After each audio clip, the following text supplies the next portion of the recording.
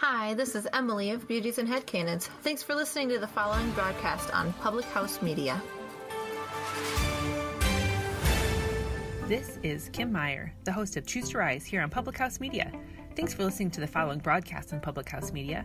Once you're done with this episode, I hope you'll come check out my show, Choose to Rise, where we talk about living with positive mindsets, how to increase our confidence, building our faith, and living out our life on purpose. A new show comes out via podcast every Monday, Wednesday, Friday. And if you want to catch the episode live instead, stop by Public House Media around 6:45 Central Standard Time, Monday, Wednesday, Friday as well. Don't forget to subscribe on iTunes so you'll never miss an episode of Choose to Rise. Thanks again for checking out the following broadcast on Public House Media.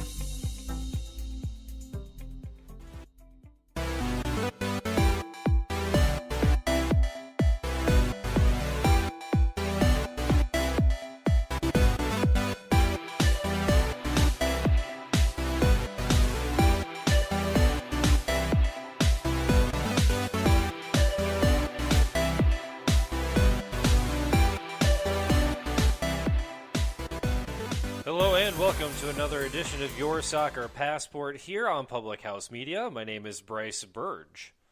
And I'm Ivan Sanchez Carrasco. Bryce, we're going to talk some Euro qualifiers, and we're going to talk the EPL race now that it's starting to heat up. Yeah, it's going to be a great matchup with the EPL, but we're going to wait till the second segment to do that one. We'll talk about Euro qualifiers first, just because this is an interesting break for the Euro qualifiers. With the way that the match days are set up, the entire lineup has been set for the second match day, but it's not going to be until June before rounds 3 and 4 of the Euro qualifiers. Some interesting responses so far, some interesting team scores, as well as the standings have kind of mixed and matched between different teams in different groups. A couple of surprises, a couple of teams that have not been surprising, but there's just tons of storylines here. Which way do you want to go about it? What do you want to talk about first? I think I'm kind of surprised with Group C. You got North Ireland in front with 2 wins out of their first 2 games. You have Netherlands, who lost a heartbreaker to Germany with 3 points there. So I think North Ireland getting off to a good start and kind of taking advantage of playing Estonia and Belarus is good for them. And because they're going to have a hard time with Netherlands and Germany in that group too. Yeah, Northern Ireland winning 2-0 and 2-1 against Estonia and Belarus, respectively. But that's the thing, too, is that Germany right now, they only have that one game on their schedule with the Netherlands. You know, with that being a 5-team group, not everybody plays every match day. So Northern Ireland is in the lead right now, but that's just because they've got a game on the schedule that Germany does not. Estonia and Belarus are in the bottom of that pool. Estonia losing that one game to Northern Ireland, but it is shocking to see the Netherlands too, just because the Netherlands has a positive goal differential. The Netherlands has a lot of things going for them. Even though that Northern Ireland is at top of the group. Is this a sustainable spot for Northern Ireland, or are they going to eventually get caught up with? I mean, we're only two games into this match day. Yeah, I think it's going to be interesting to see what Germany do in the next match day in June, just because they're also going through a transition now.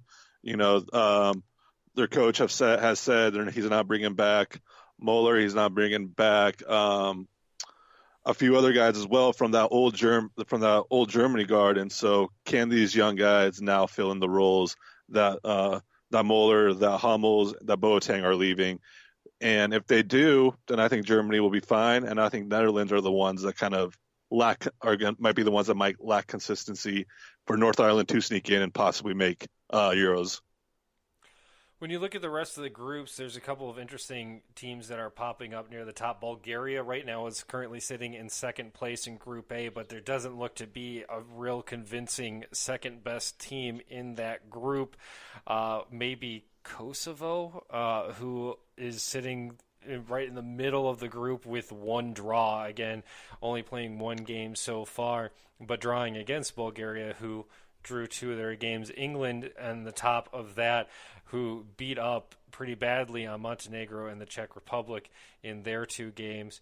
You keep moving along. You see Serbia is not doing as well as you thought that they would do in Group B, where Portugal also looks to not be doing very good. Everybody kind of thought that Portugal would roll that group, and they're sitting there with 2 draws.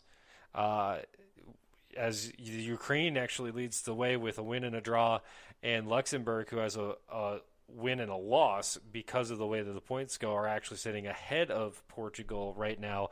It's an interesting way Group B is shaking up to start off as well.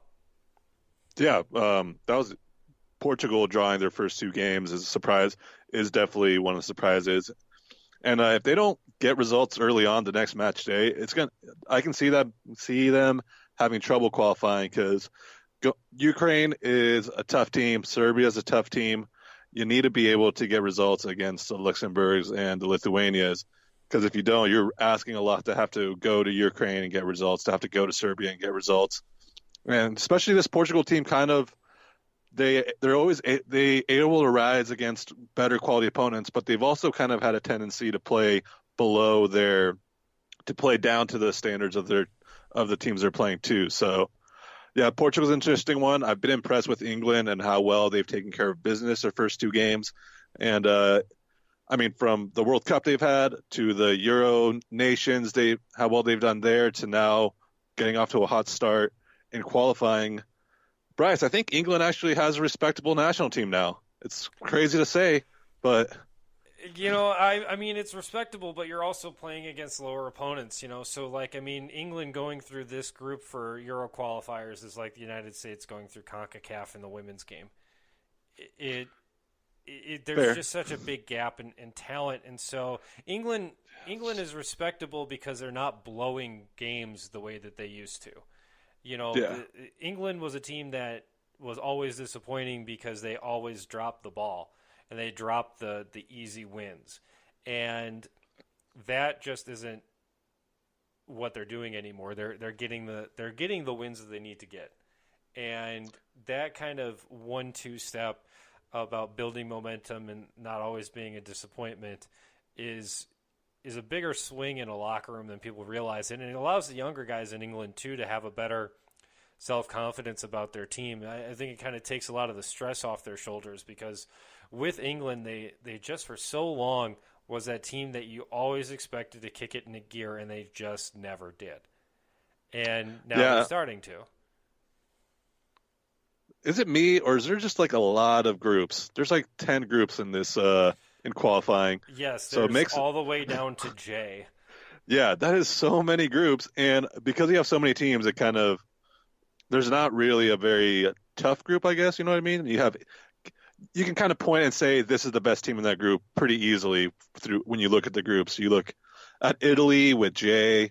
You look at Group I with Belgium. You look at Group H with France. It's like there just kind of seems like there's one team above everybody else, and then you have the rest of them, because there's just a lot of groups. It's crazy. There are, and when you look at it, if there's not really a group of death anywhere around. Maybe Group D, but Group D has Gibraltar and Georgia, 2 terrible teams that I don't think Gibraltar or Georgia would fare that well in some like club leagues across the world. But Ireland's won their first 2 games. They've done what's been asked of them. Switzerland and Denmark are 2 quality teams as well. But they're not like world powers though. But with how diluted the Euros are. Yeah, true. Switzerland and Denmark are 2 World Cup qualifying teams. And Ireland was one of the teams that in last World Cup was thinking about doing that like NIT version of the World Cup with Italy and Scotland and the United States involved.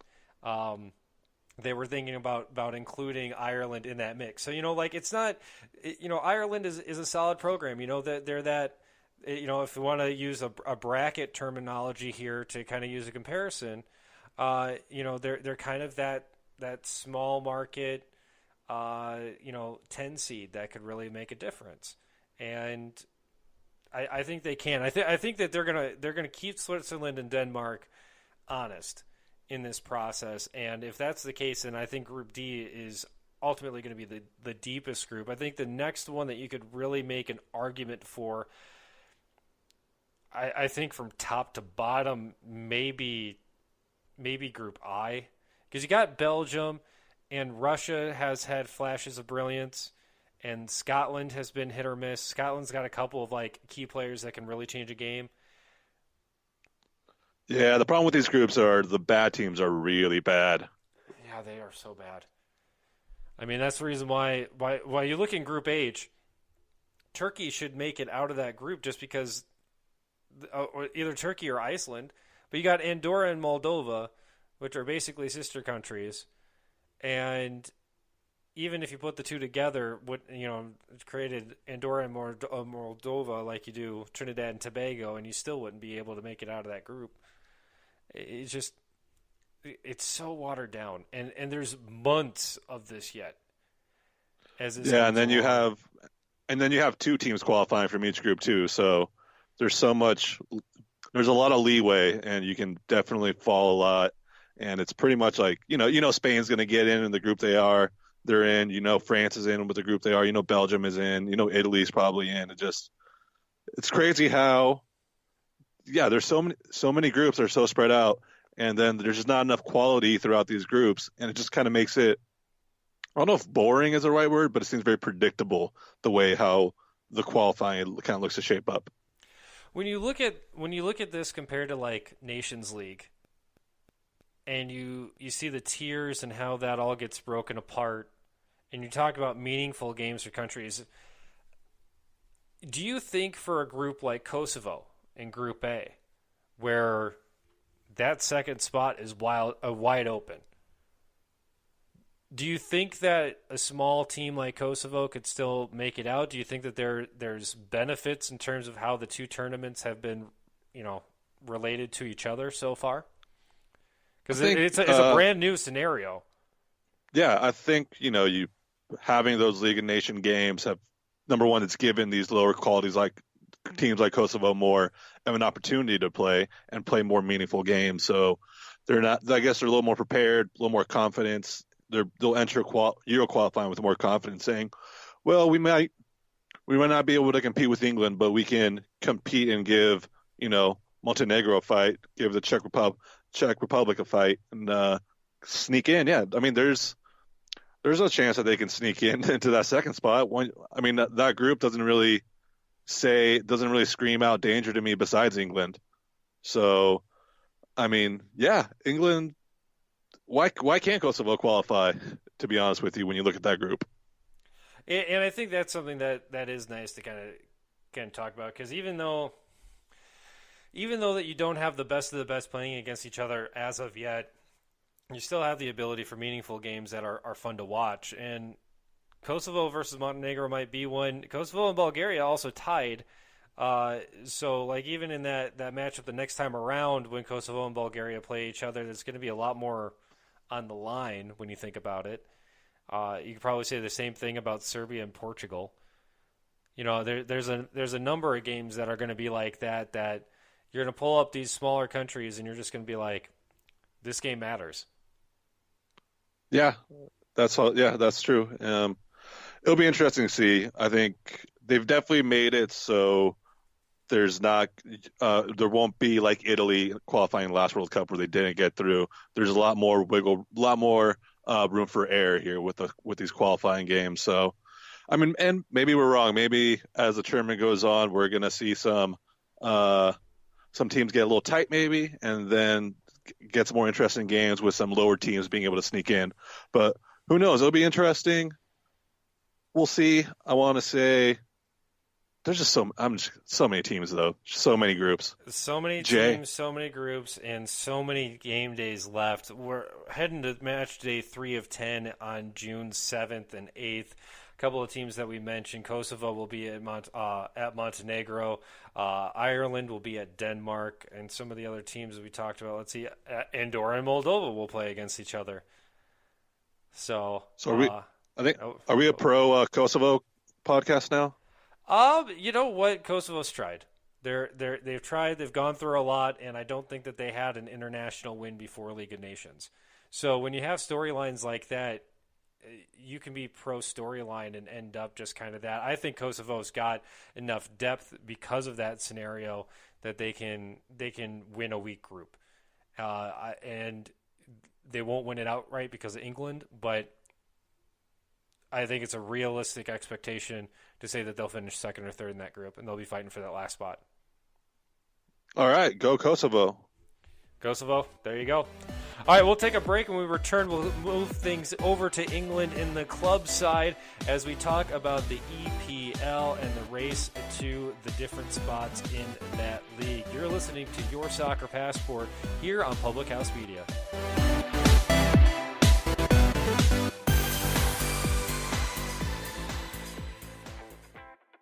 This is John Lauder, host of The Cheap Seats here on Public House Media. Thanks for listening to the following broadcast on Public House Media. Once you're done with this episode, I hope you'll come check out my show, The Cheap Seats, where we talk about sports from the fans' perspective. A new show comes out every Monday. Don't forget to subscribe on iTunes so you never miss an episode of The Cheap Seats. Thanks again for checking out the following broadcast on Public House Media.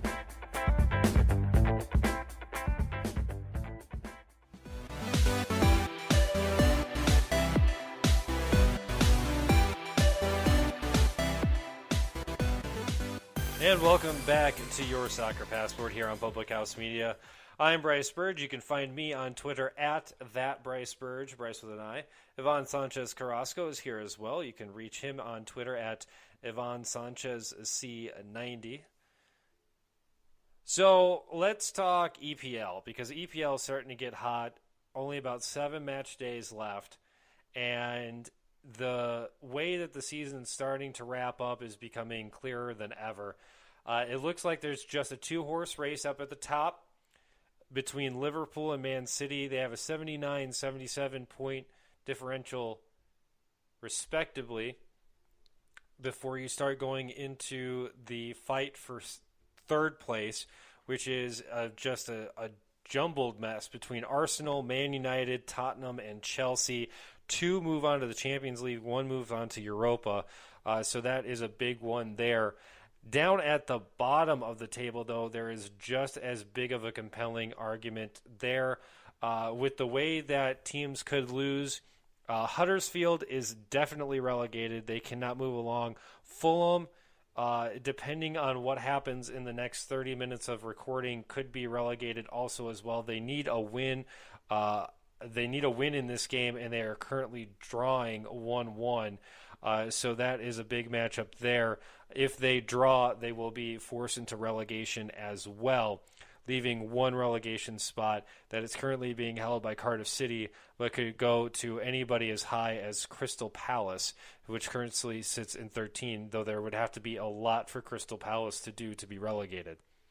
So now that the scene is set, where do you want to start? Do you want to start at the very top? Do you want to start at the very bottom? Or do you want to talk about that race for third place?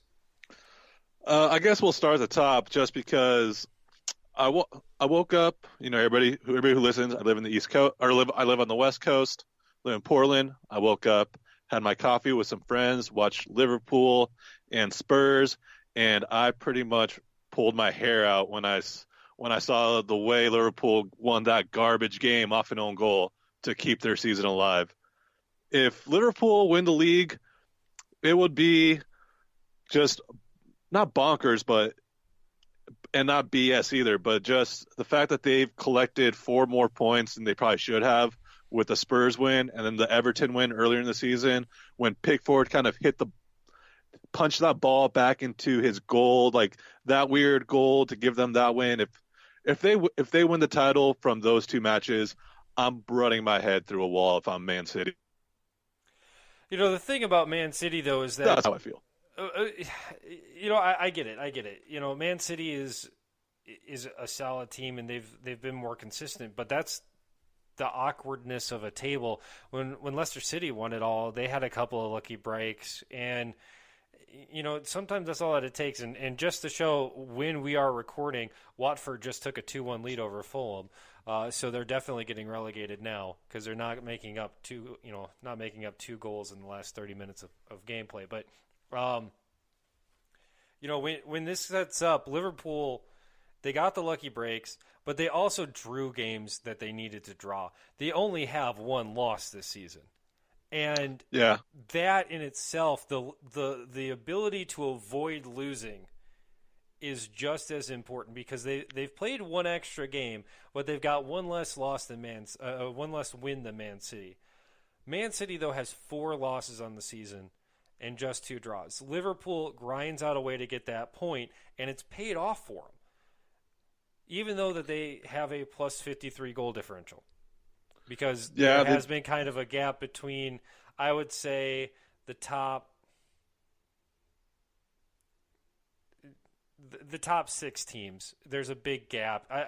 Watford and the Wolves and Everton, West Ham. I think they've all had a very respectable season, but there's been a big gap between, what is now Chelsea and Watford. But even in that regard, Arsenal's kind of came out of nowhere. Tottenham has had their struggles after basically saying, no, we don't want to do anything in free agency. We're just going to, keep what we have. And Chelsea's kind of started to sputter while Man U came on real hot.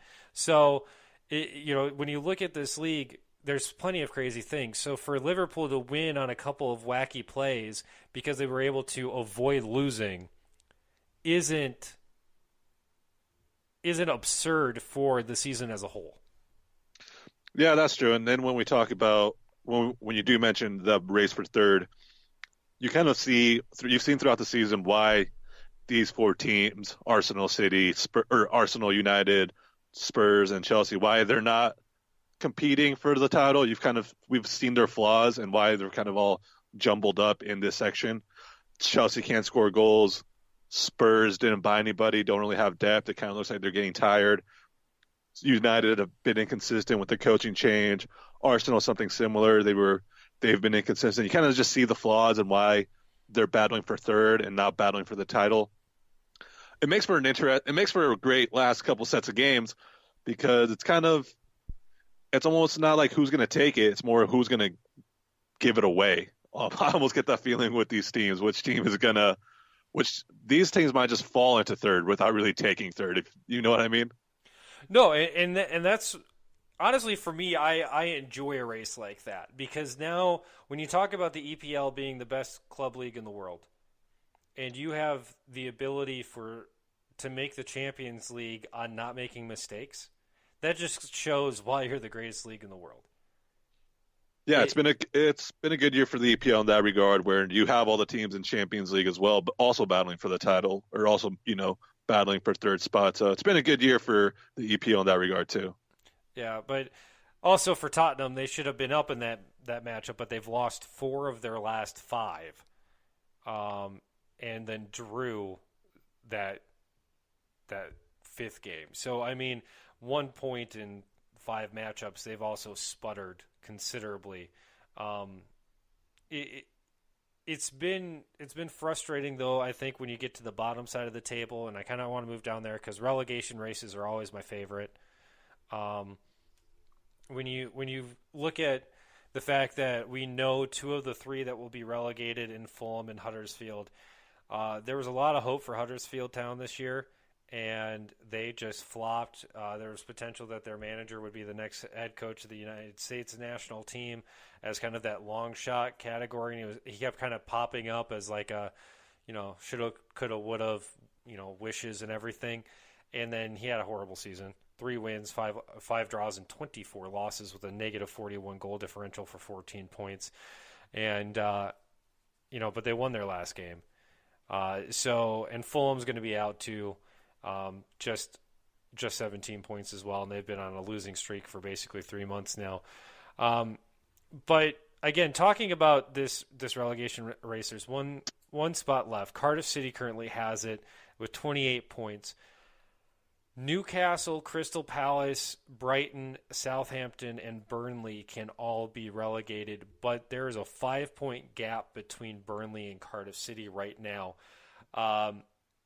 Newcastle is once again showing that they are willing to turn it on in the last quarter of the season to make sure that they stay in the top level, as one of the worst ownership groups in soccer continues to take that title home. While Brighton's dealt with injury issues, Burnley has just not been able to find the back of the net lately and have given up a lot of goals in the counter. While Southampton looks to kind of be pulling away from things, winning 3 out of their last 5. Who do you really think is going to be relegated in this case, and what would it take for Cardiff City to avoid relegation? Well, first thing, Cardiff City needs to beat Burnley on April 13th to have a shot to really give themselves an opportunity. They also play Fulham too as well, and then they play Brighton. So there's chances for them to have points. They're playing 3 of the bottom 6 teams in the league, and they're right there with them. So those are opportunities for them to gain points and also help bury some teams. So that's what they have. They have to get results against Burnley. They have to get results against Brighton, and they definitely have to win against Fulham. Right there, that's anywhere from 3 to 9 points that you can put yourself in a position to stay in the first division. That's the other 3 games that they have, though, is also Man City, Man United, and Liverpool. Yeah, you take the L's there, and then you just hope that. That's why these other 3 games are so important. That's why you're playing Brighton, who's 5 points ahead of you. You're playing Burnley, who are 5 points ahead of you. If you win both of those games and you think, well, if they don't get any more points, you're a point ahead of them. That's where you need to win. Now, with Burnley, on the other hand, too, just to make sure that we talk a little bit about them, Burnley's got a couple of matchups because they've got Bournemouth, they've got Cardiff City, but they've got Chelsea, Arsenal, Man City, and Everton to wrap up the last stretch of their season. They don't really have a winnable game after that April 13th matchup against Cardiff City.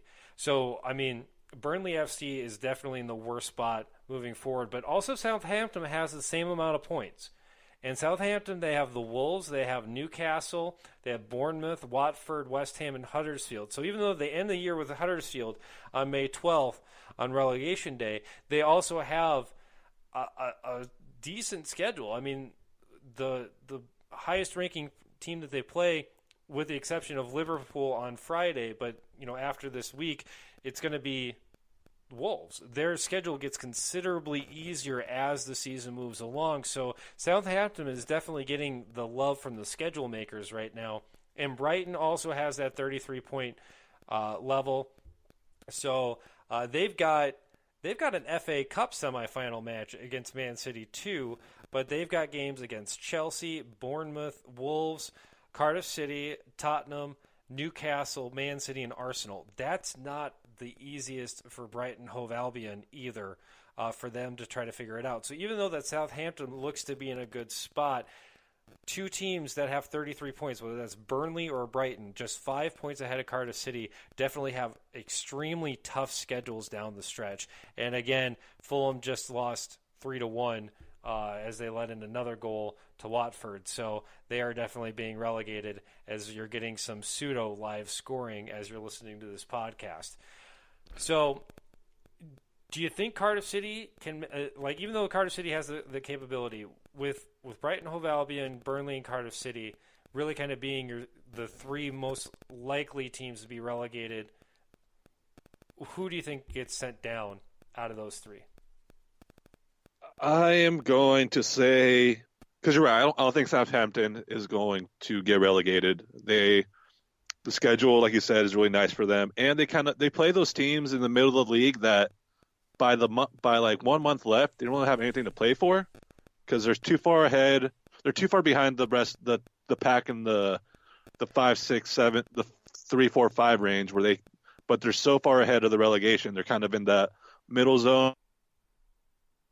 Can kind of start playing their vacation when you talk about Wolves, Everton, West Ham.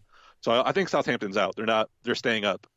I'm going to go, I think Burnley's going to go down. I just don't know. I just think Cardiff City has enough games to get the points necessary to put themselves in a position to maybe save themselves.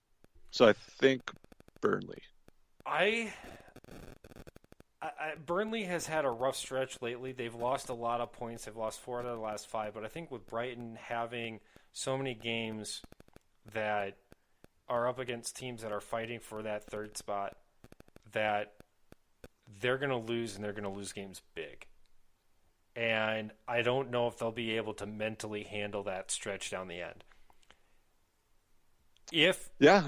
If Cardiff City is able to escape, I think they catch Brighton. I don't think that they catch Burnley. All you need is one, baby. All you got to do is pass one of them. Yeah, and so I think it's Brighton Hove Albion that gets sent down. All right. Well, you know how bad I am at. Well, you know how bad I am at picking things. So, congratulations, Cardiff. You're saved. You're saved. All right. On that note, let's do your shout out. We got 50 seconds left. Who do you got? Shout out the NCAA tournament. Man, it was fun. How's your bracket looking? Mine's terrible. I need an MSU win or a Virginia loss, and I win all my pools. Well, you're much better than you are. You're much better at that than I am because Stu killed me. Well, I had Michigan State, and so that includes this one. So I could win the Public House Media one too as the soccer guy. So we'll find out. But we'll give you that update next week. But we're running out of time for Ivan Sanchez Carrasco and all of us at the Public House Media Group. You've been listening to Your Soccer Passport.